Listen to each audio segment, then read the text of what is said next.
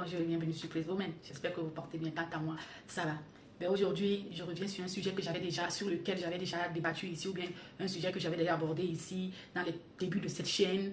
Je veux revenir sur ce sujet-là parce que il est d'actualité et je pense pour ma part que c'est en dénonçant constamment, c'est en parlant que on apporte le changement, qu'on incite le changement. Donc, pour ceux qui ne savent pas de quoi je parle, bien évidemment, c'est The Bachelor.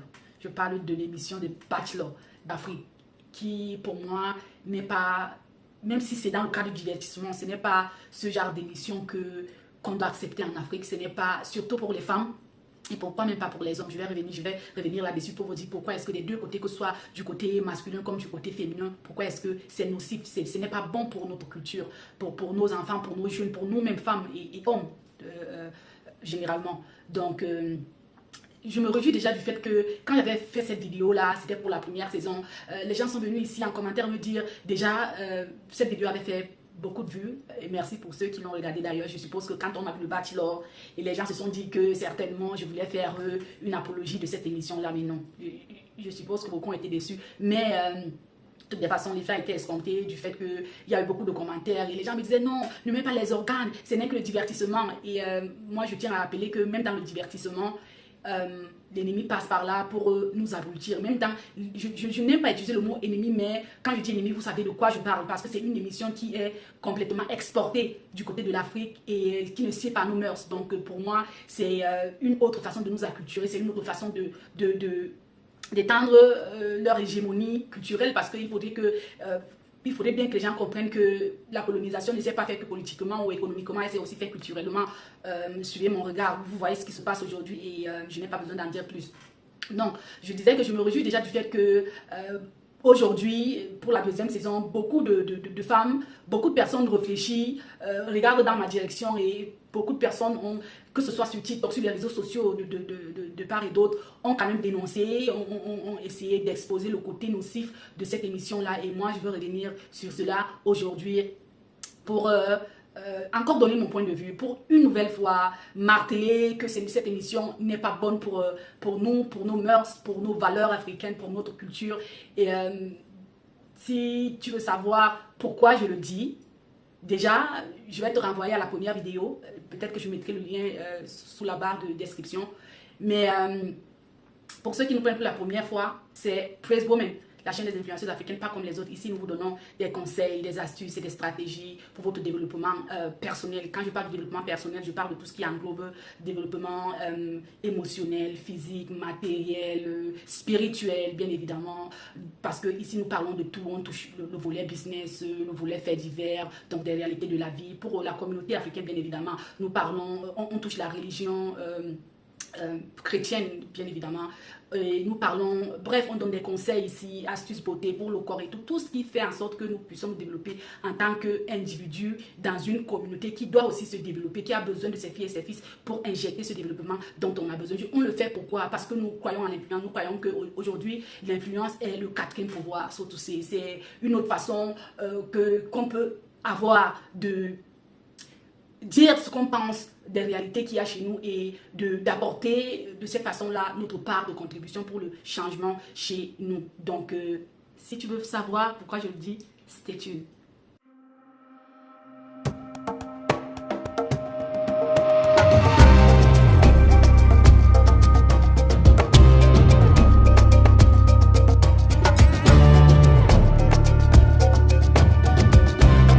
Alors, comme je disais, c'est une émission franchement nocive. Déjà, le fait que on veut exporter une autre valeur, une autre culture en Afrique, alors que nous avons nos mœurs, nous avons nos valeurs et tout. Je ne suis pas contre cette émission-là, parce que les gens viennent dire « Ah, vraiment, les jaloux, ceci, cela ». Je ne suis pas, je trouve seulement que, franchement, Canal Plus Afrique pouvait adapter cette émission-là aux réalités qu'on a sur place. On a beaucoup de culture en Afrique, on a beaucoup de régions en Afrique où certaines traditions ont besoin qu'on jette de la lumière là-dessus. Comme par exemple, il y a des traditions ou des cultures africaines où les hommes se battent. D'accord, on organise une compétition de lutte africaine dans laquelle, au cours de laquelle les hommes se battent pour conquérir une femme. Pourquoi ne pas le faire pourquoi ne pas adapter cette émission-là à nos réalités, ou bien de l'autre côté aussi. On a par exemple une autre culture, je parle du côté du Soudan, du Nord-Soudan, un truc comme ça, où les femmes, pour la conquête d'un homme, d'accord, se mettent, c'est une compétition où elles se blessent, elles se balafrent, elles se mettent. Donc, pour voir jusqu'à quel niveau d'endurance chacune d'elles a, hein, jusqu'à quel niveau de souffrance celle-là peut supporter pour garder un homme. Et en fin de compte, celle qui a le plus d'endurance, c'est elle qui est prise pour épouse par cet homme-là. Pourquoi ne pas adapter, bien que je ne sois pas pour cette culture-là, parce que je trouve que elle est problématique, même pas un peu à mon sens, mais qui suis-je pour venir changer l'ordre des choses? C'est notre culture, c'est une partie de notre culture. Les gens l'ont fait depuis des siècles, des décennies, et ça se transmet de génération en génération. Pourquoi ne pas adapter ce genre de concept à nos réalités? Non, il faut qu'on abrutisse nos femmes, qu'on montre aux femmes que la seule chose qui doit les intéresser, c'est un homme qui est riche, c'est un homme qui est ceci, qui est cela et tout. Et moi, ça m'énerve parce que, vous voyez, quand on célèbre la journée du 8 mars, on célèbre, je ne sais pas si souvent nos femmes africaines restent, elles réfléchissent, nos jeunes filles surtout, quand elles se donnent aux émissions pareilles, même nos hommes même, parce que pour un homme qui s'en va accepter, un homme africain qui s'en va accepter même, que ce soit dans le cadre du divertissement ou bien dans le cadre qu'il faut se faire de l'argent et tout, whatever, vraiment pour moi, il faudrait que cette personne-là ne soit pas réfléchie, d'accord? Il faudrait que cette personne-là soit le genre de personne qui n'a pas vraiment été élevée dans le cadre de la famille africaine, qui n'a vraiment pas reçu les valeurs africaines là pour m'accepter que en tant que lui, homme africain, qu'il aille tripoter beaucoup de femmes, qu'il aille s'entourer, se faire courtiser par beaucoup de femmes pour enfin en choisir une, ou peut-être même pas, parce qu'on a vu la dernière saison, il n'a choisi personne, d'accord? Pourquoi tout ça?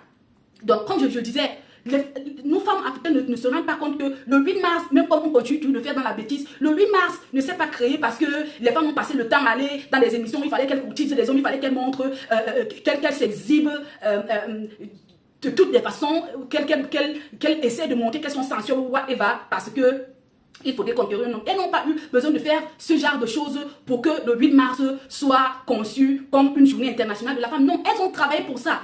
Elles ont travaillé pour ça parce que se retrouvant dans un cadre où, après la guerre, elles n'avaient pratiquement plus d'hommes et il fallait bien évidemment que les choses évoluent dans leur pays, il fallait mettre le paquet pour que le pays continue d'avancer. Elles se sont lancées dans le travail corps et âme. Voilà même pourquoi les femmes aujourd'hui ont le droit de travailler. D'accord? C'est pour cela qu'on fait le 8 mars. Mais chez nous, cette conception-là, on ne pense même pas. Les gens n'ont même pas encore cette conception-là. Je ne sais même pas ce qui se passe. Je ne sais pas ce qui se passe avec notre jeunesse. Hein? Je ne sais pas ce qui se passe avec notre jeunesse. Franchement. Parce que je ne sais pas si nos femmes, nos jeunes filles se rendent compte de ce qui est en train de se passer, du lavage de cerveau que l'autre côté, donc l'Occident, est en train de faire chez nous, dans la tête, la mentalité de nos jeunes filles ou même de nos jeunes hommes. Comment comprendre que une étudiante, tu es encore dans tes études, tu fais tes études et tout, tu ne t'es même pas, je sais pas, tu n'as même pas encore profilé ton avenir en tant que tel et tout, tu te lèves, tu t'en vas te livrer à une émission où tu te fais humilier d'ailleurs déjà et laissant derrière toi tes études et c'est pourquoi, to achieve what? C'est pourquoi l'homme que tu courtises a eu les mêmes opportunités que toi, c'est-à-dire que ses parents l'ont envoyé à l'école, il a fait ses études. Il a pu se défendre comme il a pu se défendre. Il s'est fait une vie, il s'est construit une richesse et il est là où il est aujourd'hui. Il n'a pas fait de la magie. Qu'est-ce qui te fait croire que tu n'as pas les mêmes chances et les mêmes opportunités que lui? Que toi aussi, après tes études, tu ne peux pas, ou bien que toi aussi, tu ne peux pas te concentrer à tes études, faire ce que tu as à faire pour te donner les mêmes chances que lui a eu de devenir ce que lui il devient. Qu'est-ce qui te fait croire qu'il faudrait automatiquement que tu épouses un homme riche pour que, je sais pas, pour que tu aies une belle vie? Et déjà que Ben te garantit que tu finiras avec lui, même si en fin de compte il t'épouse. Qu'est-ce qui n'a pas marché chez nos jeunes filles? Moi, je ne comprends pas. Et puis de l'autre côté, vous vous faites tripoter par un seul homme. Vous vous faites humilier même à la limite. Tripoter par-ci, faire cela et tout. Vous exposez toutes les parties de votre corps et tout ça. Et à mon vision, tout le monde est en train de voir. Vous pensez que quel est l'homme entre nous? Pour les femmes réfléchies, pardon, venez dans les commentaires là, dis-moi. Quel est l'homme là qui va accepter...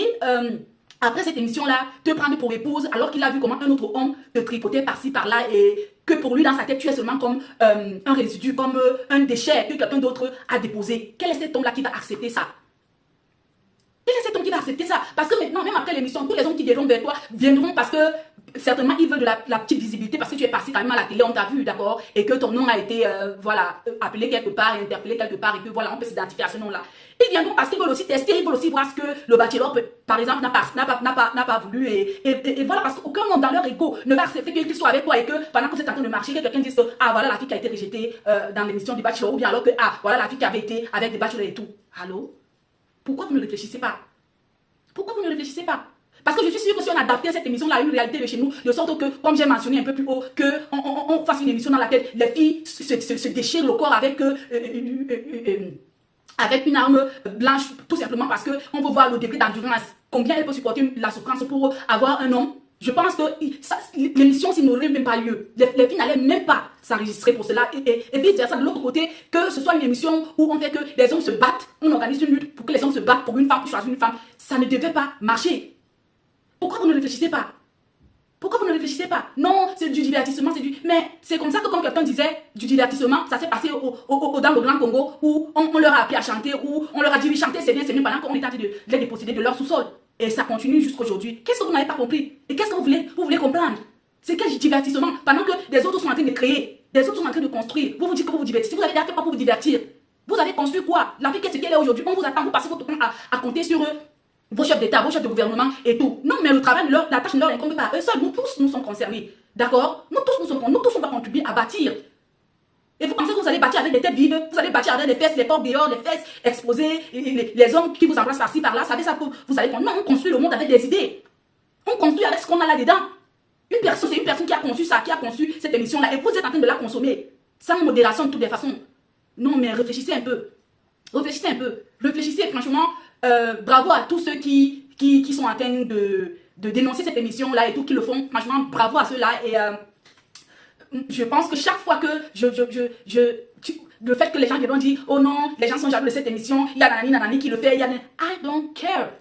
Moi, ce qui m'incombe ici, c'est l'avenir de nos jeunes filles, de nos jeunes hommes même. Donc, voilà, pour... tous ceux qui tomberont sur cette vidéo ou bien sur ce contenu et que vous avez, je sais pas, un mot à dire ou bien vous avez fait un commentaire, faites votre commentaire, dites-nous ce que vous pensez. C'est quoi? Qu'est-ce que ça représente pour vous cette émission-là? Qu'est-ce que ça vous dit? Est-ce que c'est à tort que